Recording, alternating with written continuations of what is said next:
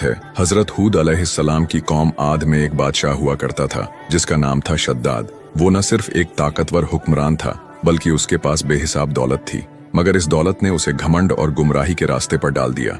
वो खुद को खुदा समझने लगा और अपनी खुदाई का दावा करने लगा।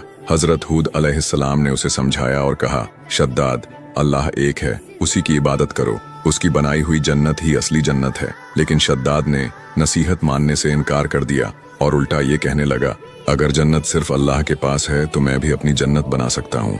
शद्दाद ने अपनी जन्नत बनाने का हुक्म दिया। उसने दुनिया भर से सबसे बेहतरीन कारीगरों और मजदूरों को बुलवाया और उन्हें लगातार 12 साल तक काम करवाया। उसने अपनी जन्नत में सोने चांदी की ईंटों से महल बनाए, हीरे जवाहरात से जड़े हुए किले तैयार करवाए, दूध और शहद की नदियां बहवाईं, हर तरह के मीठे फल और बाग बगीचे लगवाए, रेशम और जरी के पर्दों से सजी हुई शानदार हवेलियां बनवाईं।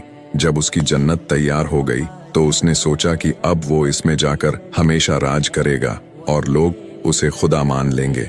जब शद्दाद की जन्नत बनकर तैयार हो गई तो उसने अपनी पूरी फौज और दरबार के साथ वहां जाने का फैसला किया। वो शान और घमंड के साथ अपनी जन्नत की तरफ बढ़ रहा था।